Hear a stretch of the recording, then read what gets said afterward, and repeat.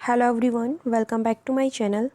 आज की वीडियो में हम लोग टेस्ट नंबर 24 कवर करने वाले हैं। ओके, बाकी के 23 टेस्ट की जो प्लेलिस्ट है उसका लिंक वीडियो के डिस्क्रिप्शन बॉक्स में आप लोगों को मिल जाएगा, तो वहाँ से आप बाकी के टेस्ट भी लगा लीजिएगा। बिकॉज़ ये यूपीपीसीएस और आरओ की जो प्रीलिम्स की एग्ज़ाम है उसमें काफ़ी ज़्यादा हेल्पफुल रहने वाले हैं। ओके, सो स्टार्ट करते हैं। फर्स्ट क्वेश्चन है, निम्नलिखित में से किस में न्यूट्रॉन अनुपस्थित होता है? Your options are helium, hydrogen, oxygen या फिर बेरिलियम। तो जो जिसमें न्यूट्रॉन नहीं होता है वो आपका हाइड्रोजन ही है। Option number B is correct. Okay, hydrogen में एक इलेक्ट्रॉन तथा एक प्रोटॉन होता है, लेकिन न्यूट्रॉन अनुपस्थित रहता है। ठीक है, क्वेश्चन नंबर सेकंड मैं छोड़ रही हूँ, थर्ड करेंगे, उसमें कुछ प्रॉब्लम है। किसी तीर के एक सिरे को धनुष की तनित डोरी पर रखकर खींचने से उसमें ऊर्जा संचित हो जाती है, यह ऊर्जा क्या कहलाती है? ये बताना है हमको। गतिज ऊर्जा, स्थितिज ऊर्जा, यांत्रिक ऊर्जा या फिर इनमें से कोई भी नहीं। ठीक है, तो देखिए वो ऊर्जा कहलाती है आपकी स्थितिज ऊर्जा।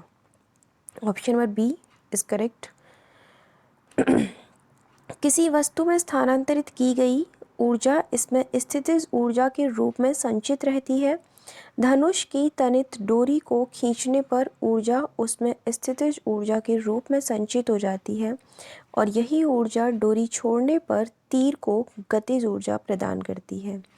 क्वेश्चन नंबर 4, वैश्विक स्तर पर मानव विकास रिपोर्ट का प्रकाशन किस संस्था के द्वारा किया जाता है? योर ऑप्शंस आर संयुक्त राष्ट्र विकास कार्यक्रम, यूनाइटेड नेशन डेवलपमेंट प्रोग्राम या फिर विश्व बैंक यानी कि वर्ल्ड बैंक। नेक्स्ट है अंतर्राष्ट्रीय मौद्रिक कोष, जिसको आप आईएमएफ बोलते हो शॉर्ट में, इंटरनेशनल मॉनेटरी फंड। ठीक है, नेक्स्ट है विश्व व्यापार संगठन। तो इसमें से कौन है जो मानव विकास रिपोर्ट को प्रकाशित करता है? कौन सी संस्था है वो है आपका UNDP. Option number A is correct. Okay, yes, संयुक्त राष्ट्र विकास कार्यक्रम द्वारा 1990 से मानव संसाधन के संपोषणीय एवं सृजनात्मक विकास के संबंध में एक रिपोर्ट पेश की जाती है, जिसे मानव विकास रिपोर्ट के नाम से जाना जाता है। ये चीज़ याद रखना कि इस रिपोर्ट को कब से स्टार्ट किया गया है इसको प्रकाशित करना। ओके, क्वेश्चन नंबर 5, अपिक्को आंदोलन के संबंध में निम्नलिखित कथनों पर विचार कीजिए।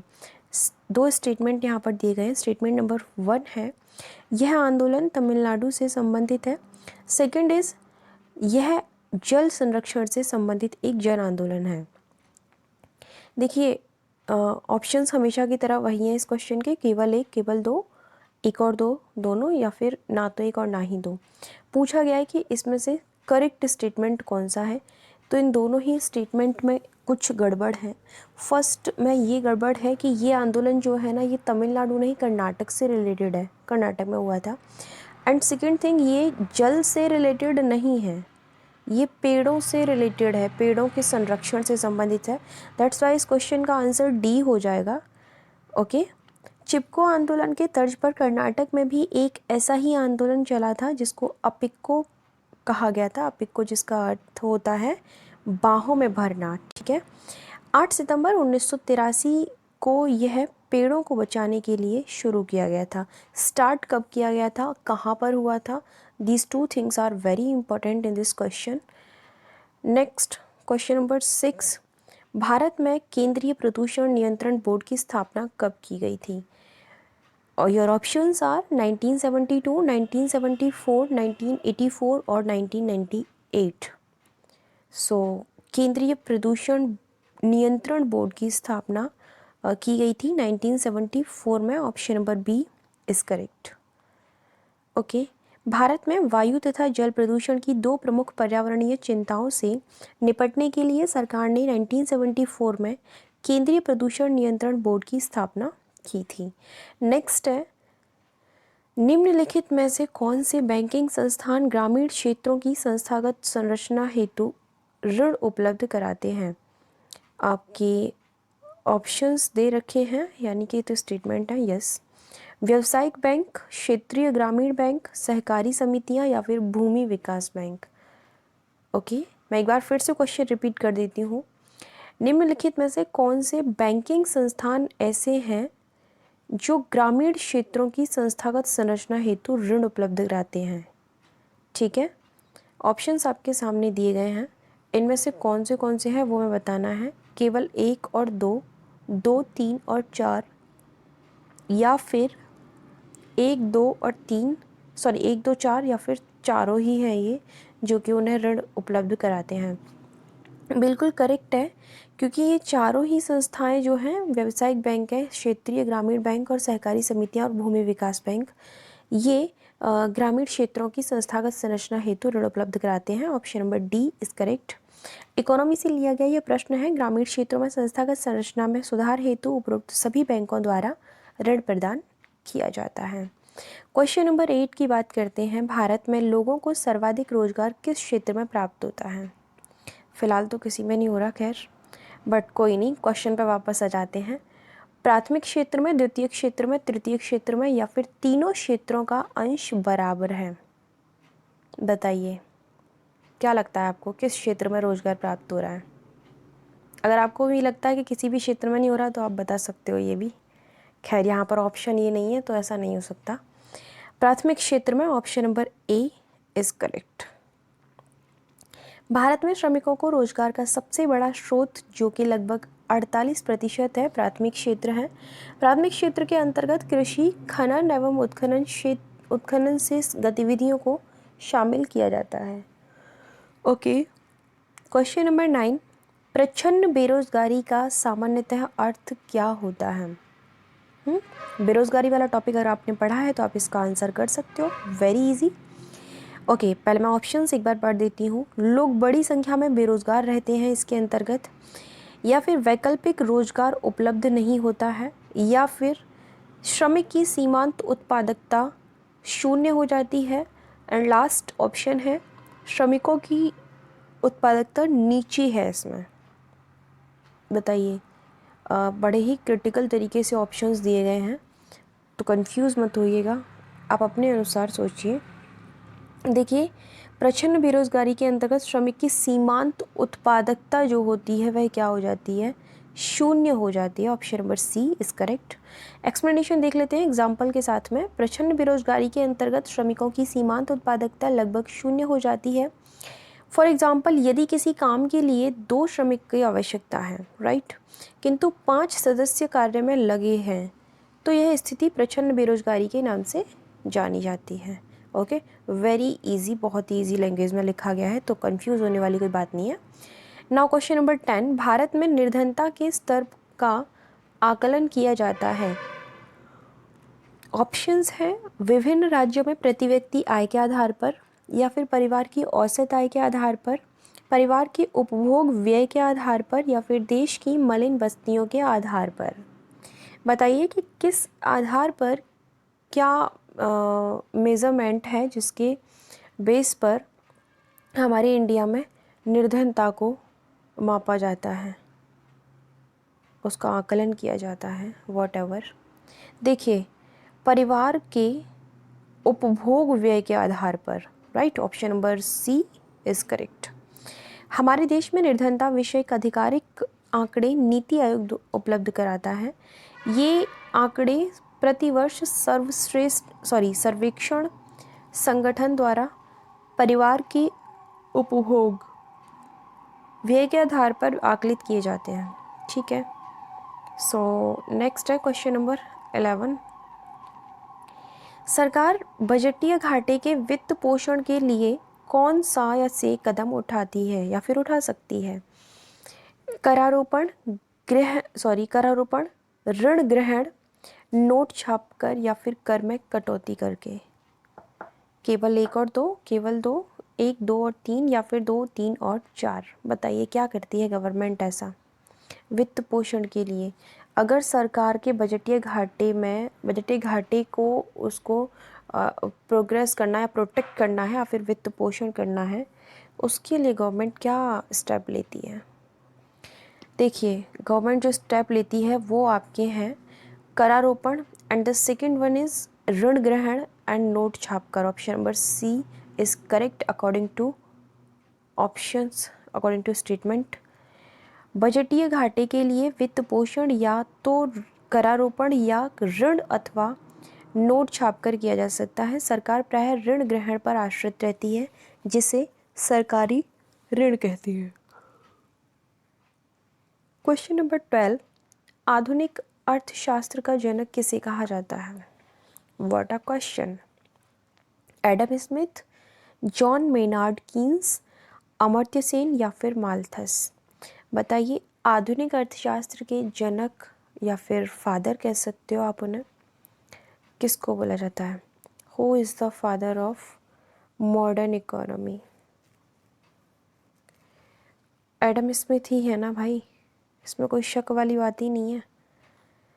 एडम स्मिथ को आधुनिक अर्थशास्त्र के जनक के रूप में जाना जाता है। इनकी प्रसिद्ध पुस्तक An Inquiry into the Nature and Causes of the Wealth of Nations, जो कि 1776 को अर्थशास्त्र विषय के मुख्य व्याख्यात्मक के रूप में जाना जाता है। ठीक है, इस बुक को। ओके, नाउ क्वेश्चन नंबर 13 की बात करते हैं। भारतीय संविधान में वर्णित मूल कर्तव्यों के संदर्भ में निम्नलिखित कथनों पर विचार कीजिए। ऑप्शन दे रखे हैं, ये केवल नागरिकों के लिए हैं। सेकंड स्टेटमेंट है, नीति निर्देशक तत्वों के समान गैर न्यायोचित है। थर्ड है, इसका उपबंध मूल संविधान में नहीं किया गया है। केवल इसमें से सही स्टेटमेंट हमें बताने हैं, तो केवल एक, केवल तीन, केवल 2 और 3 या फिर 1, 2 और 3, ये तीनों ही सही हैं। देखिए, ये तीनों ही स्टेटमेंट बिल्कुल करेक्ट हैं, क्योंकि देखिए मूल कर्तव्य, आप किसी फॉरेनर से तो ऐसा नहीं बोलोगे कि भाई हमारे देश के प्रति प्रेम की भावना रखो, या फिर हमारे जो भी हमारा राष्ट्रगान है या हमारा झंडा है या जो भी है, आप उसका सम्मान कीजिए। क्यों करेगा, कोई नहीं करेगा ना। हम नहीं करेंगे किसी का, तो हमारा कौन करेगा। ठीक है। दूसरी चीज़, ये नीति निर्देशक तत्वों के समान गैर न्यायोचित हैं। बिल्कुल गैर न्यायोचित हैं, क्योंकि इनका हनन होने पर आप कोई न्यायिक कार्रवाई नहीं की जाएगी। उसके बाद है, इसका उपबंध मूल संविधान में नहीं था। बिल्कुल नहीं था, बिकॉज हुआ नहीं, स्टेटमेंट सही है, मैंने उस पर क्रॉस गलत लगा दिया है। ठीक है, क्यों नहीं था, क्योंकि देखिए हुआ ये था 1976 में एक कमेटी बनी थी। वो 1975 से 77 तक वो लगा था ना, इमरजेंसी लागू हुई थी, इतना तो आपको पता होगा। अगर मैं इतना यहाँ पर वो करूँगी एक्सप्लेन, तो वो तो बहुत लंबा हो जाएगा टॉपिक। बट आपातकाल लागू हुआ था उस टाइम पर। 1976 में एक कमेटी बनाई गई थी, सरदार स्वर्ण सिंह समिति, है ना, पूरा नाम यही है उसका। तो उसने रिकमेंड किया था मूल कर्तव्यों को, और उसने एक चीज़ याद रखना, उसने 8 मूल कर्तव्य रिकमेंड किए थे। लेकिन जब पूरे तरीके से ये जुड़े तो संविधान में, तो ये 10 मूल कर्तव्यों को जोड़ा गया था इसमें। और वो कहाँ जोड़े गए थे, एक नया भाग जोड़ा गया था, भाग 4 क। ठीक है, इसमें जोड़ा गया था, जिसके अंतर्गत केवल एक ही अनुच्छेद है, 51 क। ठीक है, जिसमें आपके फ़िलहाल अगर इस टाइम प्रेजेंट टाइम की बात करती हूँ तो 11 मौलिक कर्तव्य हैं। वो कैसे हैं 11 मौलिक कर्तव्य, ये भी बता देती हूँ। पहले आपके 10 थे, कमेटी ने 8 रिकमेंड किए थे, जुड़े कितने थे, 10।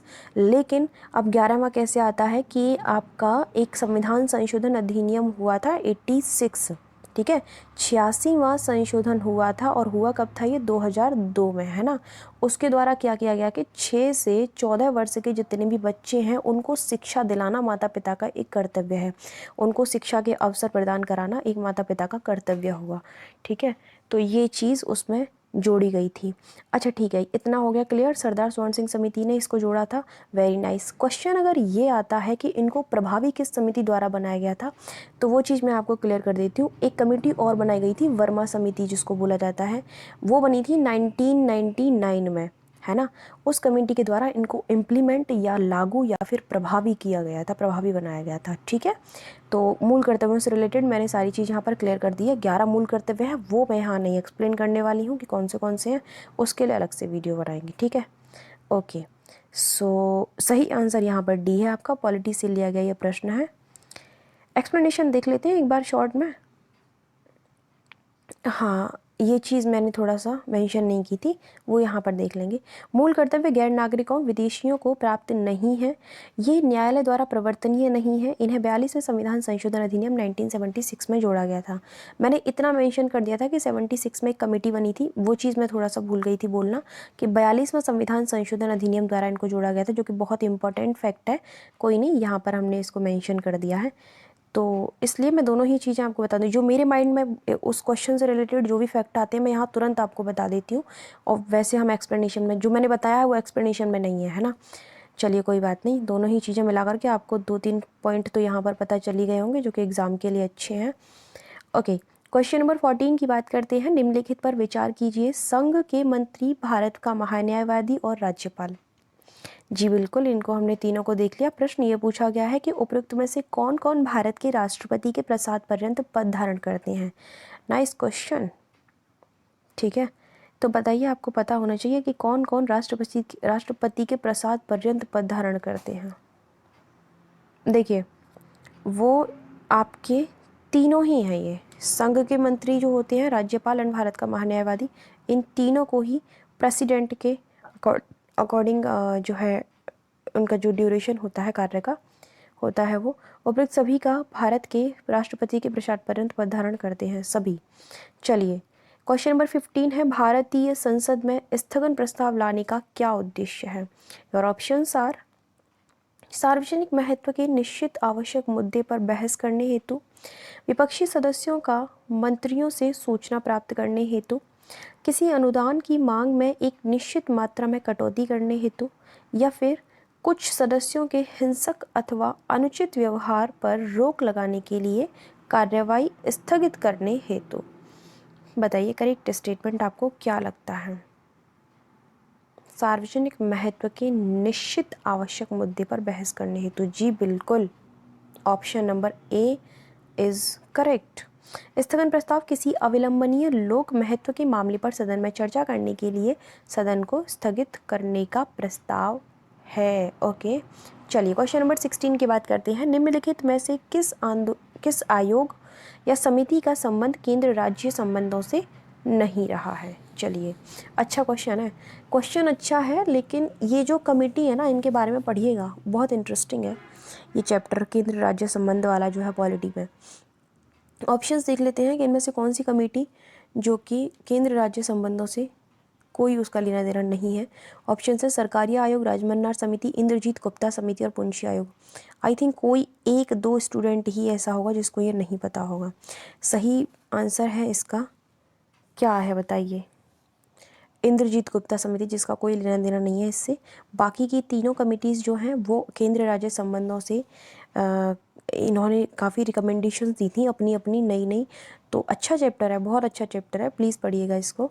तो यहाँ मैं इनकी रिकमेंडेशंस को नहीं बता सकती हूँ क्योंकि काफ़ी 30-30, 50-50 इन्होंने इतनी लंबी लंबी वो दी थी। चैप्टर काफ़ी बड़ा है, ये देख लेना।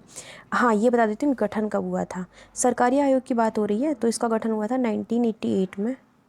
ठीक है, और बात करते हैं राजमन्नार समिति की, 1970, होपफुली मैं करेक्ट ही बता रही हूँ। पुंछी आयोग का गठन हुआ था 2007 में, है ना, ये बिल्कुल सबसे लेटेस्ट है। तो ये तीनों कमेटी का गठन इस टाइम में हुआ था। ओके, बाकी आप चैप्टर पढ़ लेना, है ना, इंपॉर्टेंट है काफ़ी, बता रही हूँ मैं आपको। Option number C is correct answer of this question. Indrajit Gupta समिति का गठन वर्ष 1998 में चुनाव सुधार एवं जन प्रतिनिधित्व कानून 1951 में संशोधन में सुझाव देने के लिए गठित किया गया था।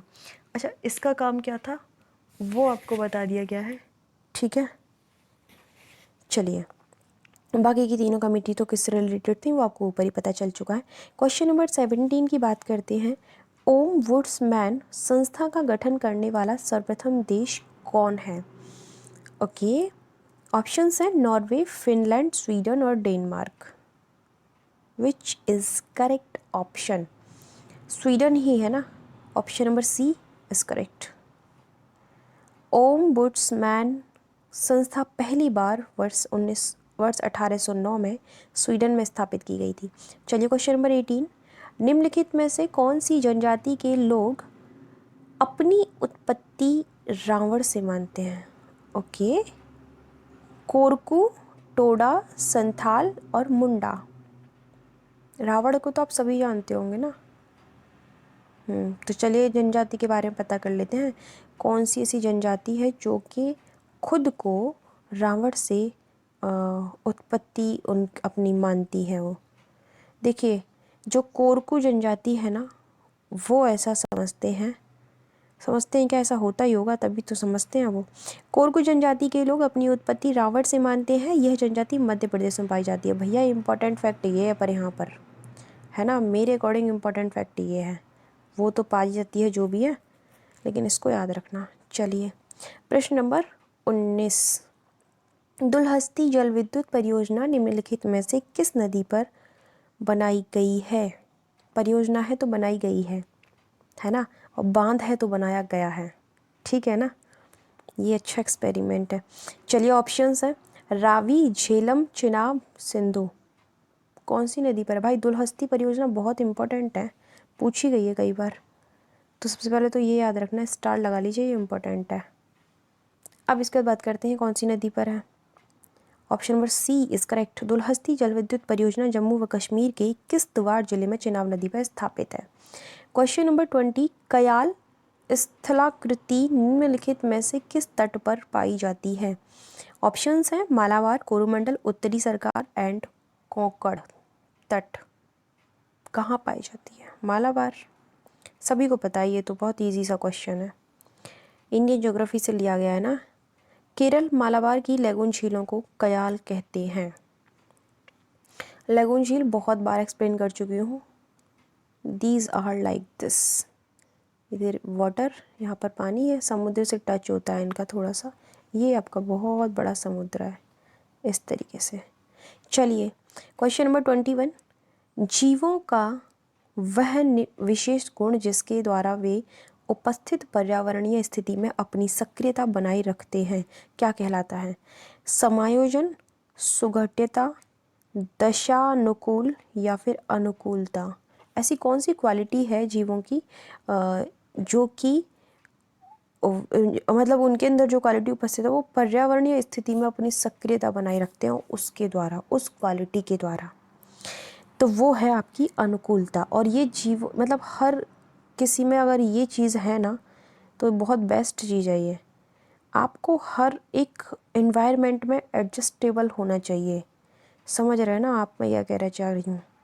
तो वही है अनुकूलता का मतलब, एक तरीके से एडजस्टेबल, यानी कि आप उस एनवायरनमेंट के अकॉर्डिंग अपने आप को ढाल लेते हो, तो ये सबसे बड़ी क्वालिटी है आपकी, ठीक है। किसी भी जीव में उपस्थित पर्यावरणीय स्थिति में अपनी सक्रियता बनाए रखने के गुण को अनुकूलता कहते हैं, जो कि एक best quality according to me. Okay, question number 22, विश्व में कुल कितने हॉटस्पॉट क्षेत्र? भाई विश्व की बात हो रही है ये तो, है ना। 35 ऑप्शंस हैं, 25, 35, 45, 55। बता दीजिए कितने हैं? 35 ही हैं, ऑप्शन नंबर बी। विश्व में कुल 35 हॉटस्पॉट क्षेत्र हैं जो विश्व के 2.3% भाग पर विस्तृत हैं। क्वेश्चन नंबर 23, निम्नलिखित में से कौन सी जैविक खाद की मुख्य किस्म या किस्में हैं या हैं? ऑप्शंस हैं एजोला जैव उर्वरक, माइकोराइजल कवक, राइजोबियम जैव उर्वरक या फिर उपरोक्त सभी। बता दीजिए भाई कौन सा सही प्रश्न है, ओ सॉरी ऑप्शन है, तीनों ही है ना। डी, जैविक खाद, इनको बायो फर्टिलाइज़र के नाम से जाना जाता है। ये बायो फर्टिलाइज़र वे जैविक या सक्रिय पदार्थ हैं जो अति सूक्ष्म आकार के बैक्टीरिया, शैवाल व कवक जैसे सूक्ष्म जीवों का इस्तेमाल कर भूमि को नाइट्रोजन, फास्फोरस, कार्बनिक पदार्थों आदि से समृद्ध करते हैं। बात करेंगे क्वेश्चन नंबर 24 की। मूंग को निम्नलिखित में से किस हेतु उगाया जाता है? दलहन, चारा, हरी खाद या फिर उपरोक्त सभी। सभी के लिए उगाया जाता है। Option number D is correct. लोबिया और मूंग को दलहन चारा और हरी खाद तीनों के रूप में ही प्रयोग किया जाता है। प्रश्न नंबर 25, सख्त गेहूं की उपमा गेहूं की प्रजाति को दी गई है। सॉरी, ऑप्शंस हैं आपके अर्जुन, राज 3077, मैक्रोनी या फिर सोनारा 64। बताइए भाई, कौन सी प्रजाति दी गई है सख्त गेहूं को? देखिए, वो आपकी मैक्रोनी है। Option number C is correct. Macaroni गेहूं की प्रजाति असिंचित परिस्थितियों के लिए सबसे उपयुक्त है।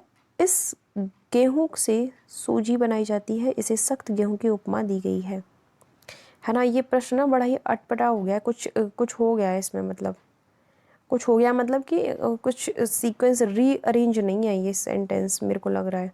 इसको रीअरेंज कर लीजिएगा पहले आप, है ना, उसके बाद करिएगा इसको सॉल्व। यहाँ आपकी ग्रामर की प्रैक्टिस भी हो जाएगी थोड़ी सी। सारे सब्जेक्ट पढ़ा करो। ओके, कोई बात नहीं। सो ठीक है, आज के 25 क्वेश्चंस आपके कंप्लीट हो चुके हैं। Thanks a lot to watching my video.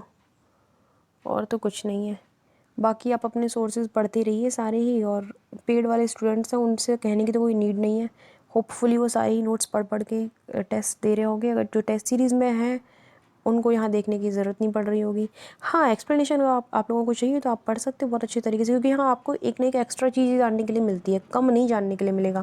क्योंकि मैं अपनी तरफ से यहाँ पर जो भी आता है वो बता देती हूँ यहाँ पर, ठीक है।